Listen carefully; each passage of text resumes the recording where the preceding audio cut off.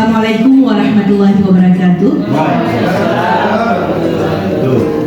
Alhamdulillah Bapak Ibu hari ini masih meluangkan waktu walaupun sudah ngantuk, tapi semangat belajarnya Masya Allah luar biasa untuk membuat perencanaan pembelajaran mendalam. Ini salah satu apresiasi yang sangat luar biasa untuk kita semua. Long life education, belajar sepanjang hayat. Walaupun padahal sudah bisa tuh, sudah pada buat, tapi tetap mau belajar lagi tentang bagaimana sih membuat perencanaan pembelajaran mendalam.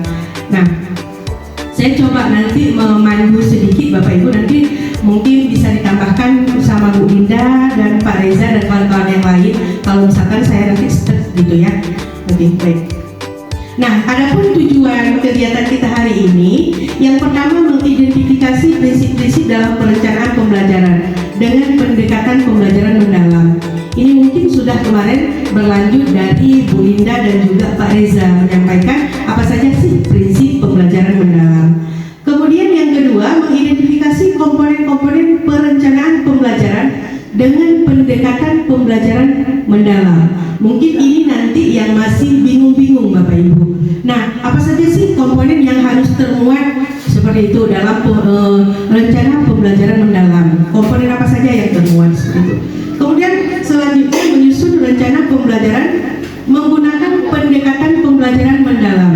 Nah, ini tujuan kegiatan kita pada hari ini. Nah, sebelum itu kita coba refresh kembali Bapak Ibu ya, berbagi pengalaman tentang keseharian kita dalam menyusun perencanaan dan juga mengajar di kelas. Boleh Bapak Ibu ya. Jadi kita masuk ke Mentimeter. Silakan Bapak Ibu join dengan kode ini.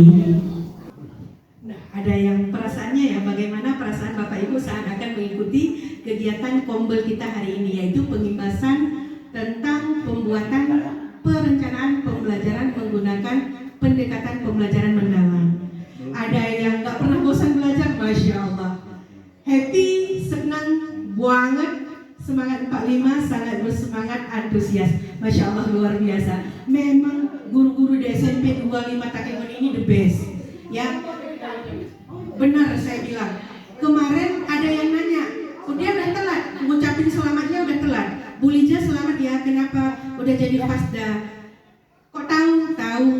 Terus yang mewakili Aceh Tengah dari mana? Alhamdulillah jenjang SMP semuanya 33 dari SMP 25. Wow katanya.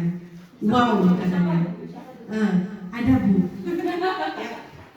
Dan dia sangat mengapresiasi, keren banget katanya SMP 25, Masya Allah. Ini semua karena sama-sama mau belajar, sama-sama mau berbenah dan saling mensupport. Itu kunci utama yang mungkin itu tidak punya di sekolah lain. Itu adalah aset kita.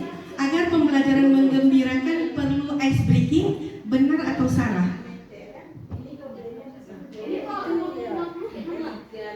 Berarti 50 benar, 50 salah, nggak apa-apa.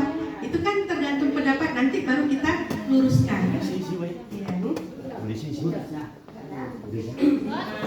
Sudah? Oke, kalau sudah kita lanjut ya. Wah, ini 50-50 nih. Ada yang mengatakan benar, ada yang salah. Oke, nanti kita luruskan ya. Oke, lanjut. Dalam satu perencanaan pembelajaran harus ada minimal 3 atau 4, bahkan harus ada semua DPL.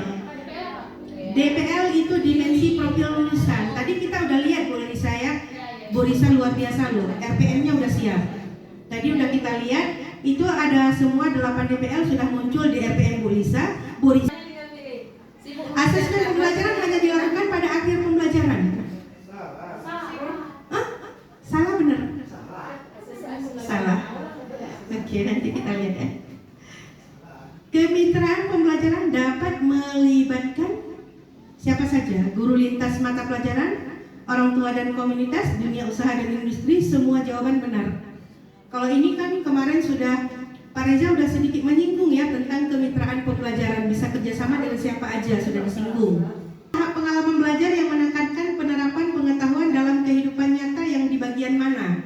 Kemarin kan Pak Reza dengan Bu Linda sudah menyampaikan tentang pengalaman belajar yang ada dalam pendekatan pembelajaran mendalam itu ada 3. Nah, kalau terkait dengan pengetahuan dalam konteks nyata, guru berperan hanya sebagai penyampaian materi, bukan fasilitator dalam pembelajaran mendalam. Iya. Setuju. Dalam satu pertemuan 3 pengalaman belajar yang tadi ya, memahami, mengaplikasi, merefleksi itu harus ada. Setuju atau tidak setuju? Identifikasi kesiapan murid dapat dilakukan melalui pretest dan observasi. Nah, ini di bagian identifikasi. Nah, ini dia. Apa harapan Bapak Ibu setelah mengikuti sesi hari ini? Bisa mengaplikasikannya. Ya, terkadang kita kan untuk penyampaian materi mudah, tapi aplikasi di lapangan itu yang perlu ekstra lagi harus belajar. Oke, membuat RPM dengan mudah. Apakah rencana pembelajaran yang dibuat sudah sesuai dengan kebutuhan dan karakteristik murid? Ini hanya kita yang bisa menjawab sendiri. Prinsip apa yang diterapkan ketika merancang pembelajaran? Mungkin Bapak Ibu, ini Bu Risa kemarin tuh sampai jam subuh loh. Saya dapat kabar beliau sampai jam 4 subuh itu ngerjain RPM. Pak Reza, ini salut luar biasa. Setelah kegiatan dengan Pak Reza, malamnya Bu Risa nggak tidur buat RPM. Berarti tindak lanjut dari hasil MGMP kemarin. Keren, luar biasa. Ya, mungkin bisa kita minta nih pendapat dari Bu Risa ya. Prinsip apa yang Ibu terapkan ketika Ibu merancang perencanaan pembelajarannya malam kemarin? Boleh Bu ya? Kemarin kebetulan kan di NGMP juga udah dijelasin sama Pak Reza, tambah lagi sama Bu Lili sama Pak Reza.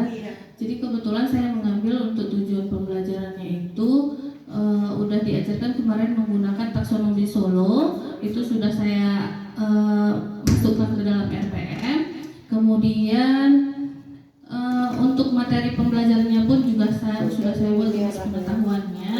Kemudian untuk materi ya udah sesuai materi ya Bu ya. Kemudian untuk dimensi profil lulusan saya pilih itu tiga dimensi lulusan. Kemudian untuk desain pembelajarannya pakai CP, TP, kemudian lintas disiplin ilmu, kemudian menggunakan topik pembelajaran praktiknya, praktik pedagogisnya kemitraan, kemudian lingkungan pembelajaran. Nah, untuk di pengalaman belajarnya saya buat 3 ya Bu ya, memahami, mengaplikasi serta merefleksi. Kemudian untuk asesmen juga saya udah buat 3 asesmen di awal dalam proses, kemudian di akhir Bu ya. Kemudian untuk rubrik ya sama lah Bu ya, rubriknya sesuai dengan model yang kita pakai itu apa, kemudian dimensinya juga apa. Kemudian untuk LKPD itu asli Bu, saya buat sendiri, cuman masih bingung ini masuk ke pengetahuan atau pedagogis atau yang keterampilan masih belum paham. Itu aja. Nah, tantangan apa yang sering kita temui saat merancang pembelajaran yang bermakna, menyenangkan dan berkesadaran? Mungkin ada satu orang? Tantangan ketika merancang pembelajaran bermakna, menyenangkan dan berkesadaran, apa tantangannya? Kalau saya pribadi, kadang kita sudah sangat excited ini mau menjalankan seperti ini, rupanya di kelas skenarionya udah berubah, itu termasuk tantangan. Kemudian mungkin Bapak Ibu ada tantangan-tantangan tersendiri yang lainnya ya. Ada mungkin yang mau sharing sama Pak Reza? Apa ya tantangan yang sering Bapak temui saat merancang pembelajaran yang bermakna, menyenangkan dan berkesadaran? Kalau merancangnya itu bukan di bagian kegiatan intinya kadang. Iya, kenapa tuh Pak? Ada di situ LKPD yang harus kita sesuaikan maknanya di mana. Saya tantangannya kadang-kadang kita rumuskan di besok mau ada interaktif, mau tampilin video, tiba-tiba di sana nggak ada jaringan. Betul. Masuk kita ke inti langsung, kata Bu Risa tadi setengah jam aja. Implementasi pembelajaran mendalam. 3 tahapan yang kita lakukan. Yang pertama, perencanaan, pelaksanaan, dan asesmen. Itu. Kalau tadi, wah bagaimana nih? Kan tadi ada waktu di awal tadi katanya ingin mengimplementasikan PM ini di dalam kelas seperti apa. Berarti mulai dari pertama perencanaan, kita rencanakan dulu, merancang dulu modulnya.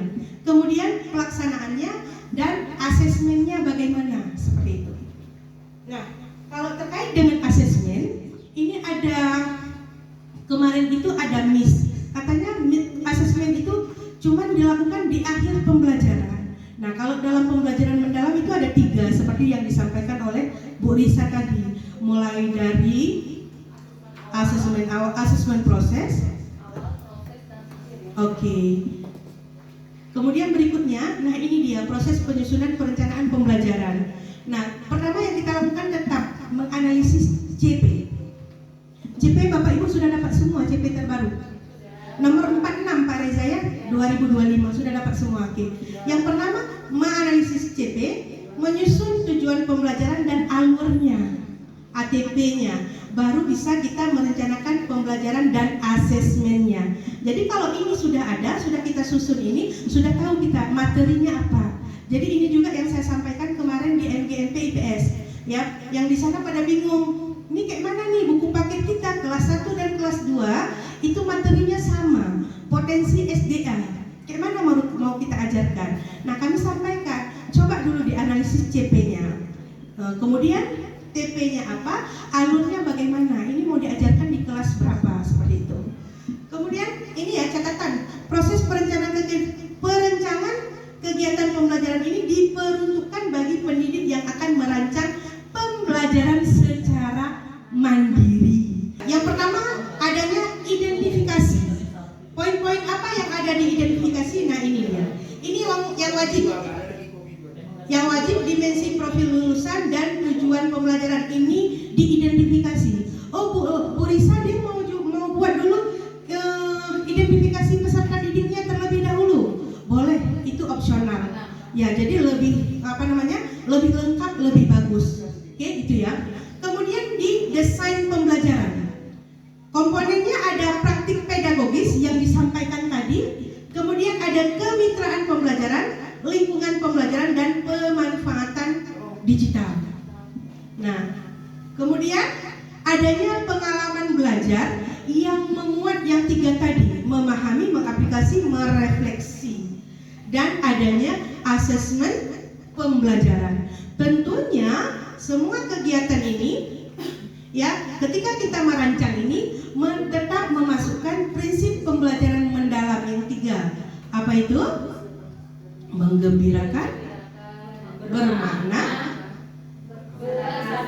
berkesadaran. Terbalik ya, berkesadaran, bermakna, dan menggembirakan. Nah, ketiga prinsip itu tetap kita masukkan. Letaknya di mana nanti kita lihat. Oke, nah ini dia yang tadi sudah kita bahas sama-sama. Komponen-komponen yang ada dalam modul PM. Ini saya rasa nggak perlu lagi ya, nggak perlu kita sampaikan. Nanti kita share aja materi ini, bisa dibaca-baca ulang. Oke, kita langsung lihat.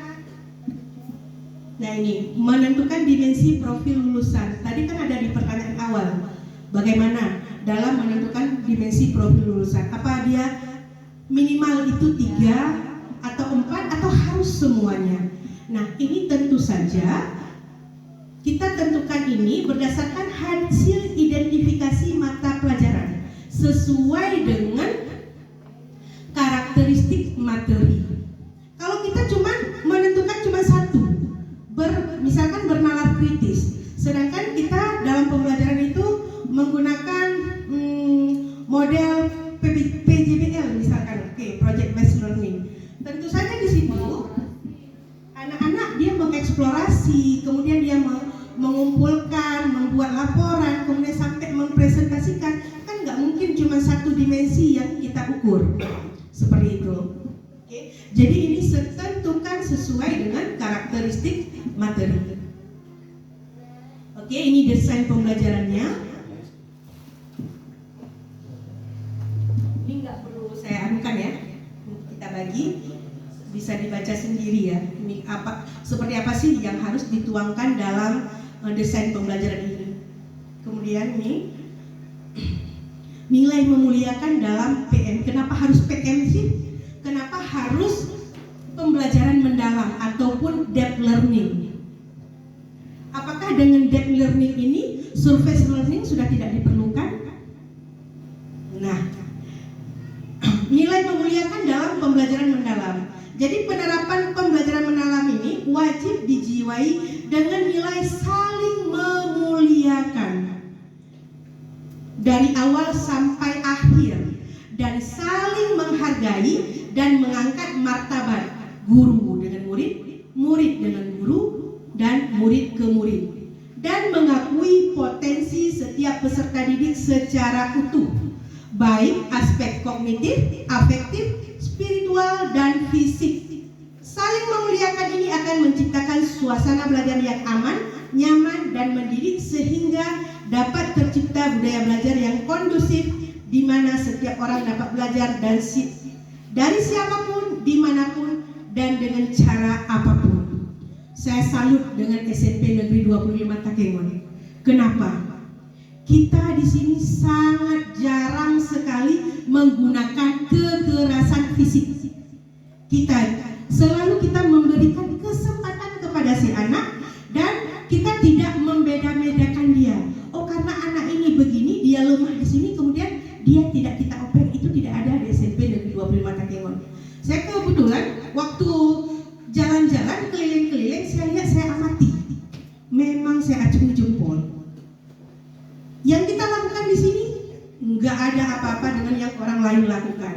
Memang di sini sangat luar biasa. Mungkin karena kita juga ini imbas dari waktu kita sekolah penggerak ya, yaitu yang dimana kita mengajar itu sesuai dengan kebutuhan murid. Kemudian ada budaya positif yang kita coba terapkan di sekolah kita, dan itu alhamdulillah jalan.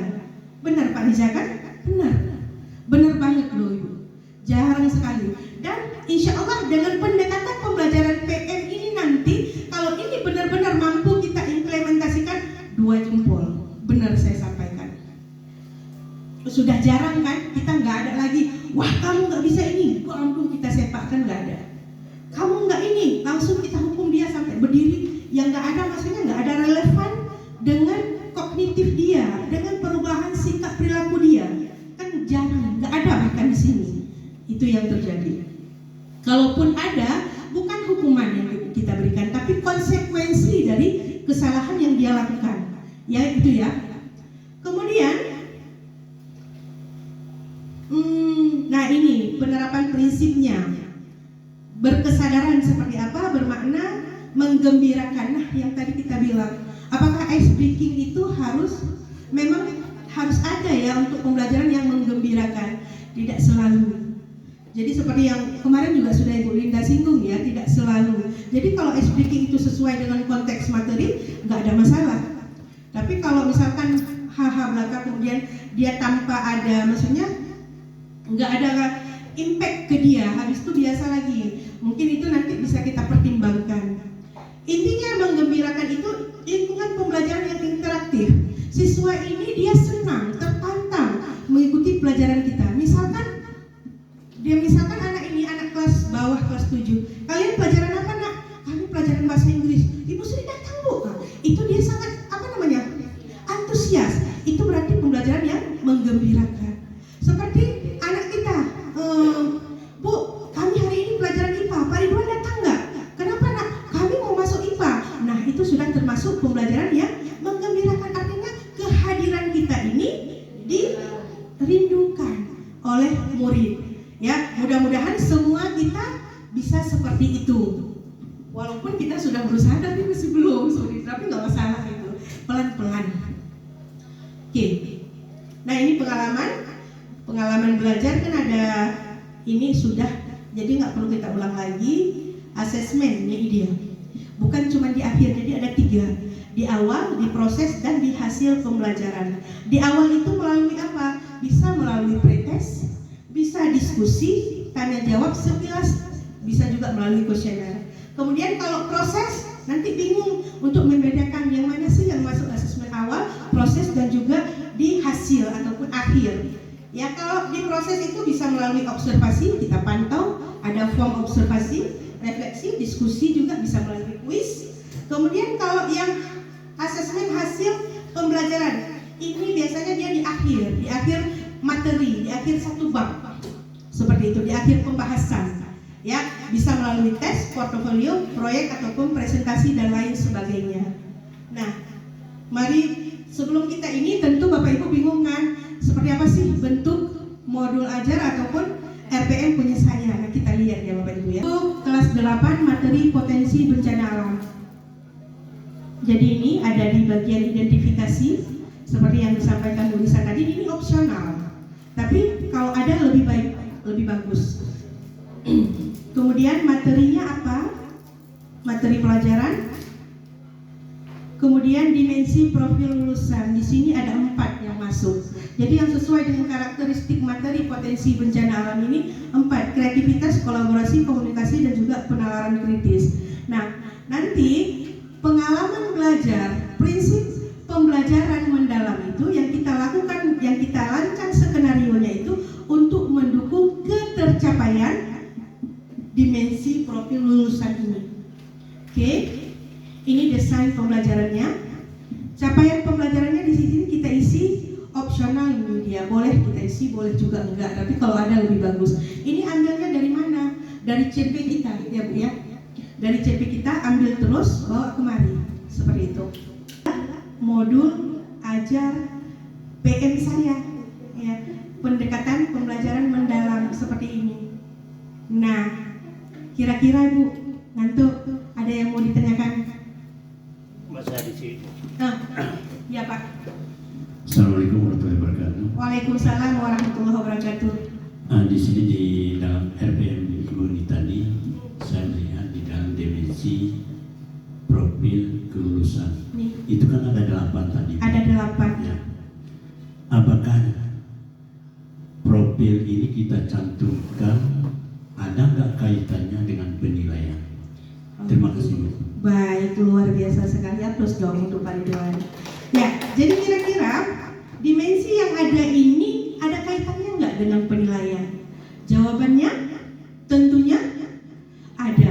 Jadi semua skenario yang kita rancang dalam kegiatan pembelajaran, baik itu dari awal, inti sampai akhir, yang menerapkan tadi yang mengimplementasikan 3 prinsip dan juga pengalaman belajarnya itu, tentunya dia untuk mencapai dimensi profil lulusan ini. Jadi nanti di akhir makanya perlu deep learning, ya, pembelajaran mendalam. Karena di sini dalam penilaiannya di deep learning ini sudah menggunakan, kita kaitkan, masukkan lagi ke taksonomi Solo. Jadi di sini kita lihat dia waktu melakukan penilaian itu si murid ini sudah mampu belum? Mulai dari dia memahami di awal yang multistruktural sampai ke extended abstract. Ketika udah ke extended abstract ini, extended abstract gitu ya Pak ya. Ya. Nah, tentunya ini yang dimensi profil lulusan yang ingin kita capai ini sudah masuk ke dalam karakter diri dia. Seperti itu. Itu yang kita harapkan. Mungkin penjelasan saya bingung ya Pak ya? Agak bingung. Bisa tolong bantu Bu Linda? Apakah DPL ini maksudnya dalam penilaian ini DPL ini masuk? Ada kaitannya enggak? Tentu ada ya. Bisa dibantu Bu? Mungkin opini aja ya. Jadi kalau menurut saya itu kan sama seperti profil belajar Pancasila kemarin Pak kan. Memang dia tidak, kan kita selama ini hanya fokus ke kognitif. Guru-guru ini sekarang fokusnya ke kognitif tanpa atau mengesampingkan yang profil belajar Pancasila kemarin gitu. Nah, sedangkan itu yang mau dikuatkan itu yang merupakan cita-cita nasional Indonesia. Apa sih Bu namanya? Itulah yang mau diwujudkan tuh cita-citanya itu secara nasionalnya. Nah, makanya dikuatkan dengan kokurikuler gitu untuk mencapai yang 8 dimensi itu, walaupun tidak tertulis di dalam rapot angkanya gitu Pak. Tapi itu nanti tertulisnya di mana? Di kokurikulernya. Nah, yang 8 dimensi itu dikuatkan ke situ. Walaupun mungkin kalau di dalam intranya itu tidak ada angka ini kreativitasnya gimana, nggak ada angkanya, tapi itu bisa menguatkan anak-anak dan kita nilainya itu nanti diintegrasikan di kokurikuler Pak. Jadi kokurikuler tadi ada rapotnya, dan tahun ini rapotnya tidak tersendiri, include dia di rapot intrakurikuler gitu. Tapi jangan fokus angka gitu, walaupun tidak tertulis angka jangan abai gitu. dan ada rubriknya. Ada rubriknya, misalnya di di for learning ya Bu ya. Di for learning itu kan ada keaktifan yang kita nilai di for learning, di proses. Nah biasanya kan kita RPM itu ada komponen inti, terus ada lampiran 6. Bapak Ibu udah print ke 6-6-nya, tapi enggak Ibu realisasikan di kelas. Setidaknya dalam satu pertemuan itu mungkin prosesnya adalah hari ini kita amati keaktifannya, besok mungkin untuk penilaian antar temannya, besok apa setidaknya yang lampiran saya lihat lah tadi lampiran yang Bapak Ibu punya tuh banyak gitu, tapi rata-rata hanya di print tanpa nama dan kosong gitu. Nah mungkin saya pun gitu, dari sini ke depan sama-sama lah kita evaluasi diri, jangan hanya dokumennya yang banyak tapi tidak direalisasikan gitu. Mungkin Bu Liza. Oke, terima kasih, luar biasa. Ini kalau kita arahkan kembali ke RPM nih kan, kemana sih muaranya DPL? Muaranya DPL yang ditanya Pak Ridwan ini kan? Muara DPL-nya berkaitan erat dengan asesmen. Namun yang paling dominan adalah kreativitasnya itu dalam proses pembelajaran itu di mana letaknya? Dalam diskusi kelompok. Keimanan ketakwaan kemana muaranya? Berdoa, tidak selalu berdoa. Dengan menegur anak-anak pun kamu sopan, itu bagian dari keimanan dan ketakwaan. DPL adalah tujuan pendidikan nasional. Namun untuk asesmen patokannya tetap di TP. Contoh, ada di Pusat Studi mampu menerapkan berarti praktek, tapi di LKPD sama asesmennya itu kognitif. Bisa bayangin, kognitif itu apa? Pilihan berganda, padahal TP-nya menerapkan dan mengaplikasikan atau merefleksikan. Tidak relevan TP dengan asesmen. Bisa dipahami ya Pak ya? Contoh di extended abstrak tuh ada yang bagian peserta didik mampu merefleksikan. Kita buat di situ kognitifnya dan juga keterampilan, tapi bagian refleksi di LKPD-nya kosong. Maka ketika buat LKPD juga harus ada yang namanya rubrik kriterianya. Wah udah hebat semua nih, udah ya. Kalau sudah berarti boleh dong kita tutup. Iya luar biasa. Saya jangan tanya kalau pakar materi beliau berdua. Saya jalur pintas saja. Yang intinya sama, banyak jalan menuju Roma. Mau pakai jalan mana? Jalur VIP, jalur laut. Yang penting sampai ke tujuan. Nggak ada cakep hari ini. Ada cakep Bu Lisma? Nggak ada ya. Oke Bapak Ibu, demikian saja pertemuan Kombel kita hari ini. Terima kasih yang sangat luar biasa sekali atas perhatiannya, atas kepercayaannya. Walaupun saya sendiri masih dalam tahap belajar. Kalau tadi ada salah-salah dalam penyampaian, boleh nanti konfirmasi ulang lagi, akan dijelaskan lebih detail sama pakar kita. Oke, baik. Terima kasih sekali lagi Bapak Ibu. Thank you atas perhatiannya. Assalamualaikum warahmatullahi wabarakatuh.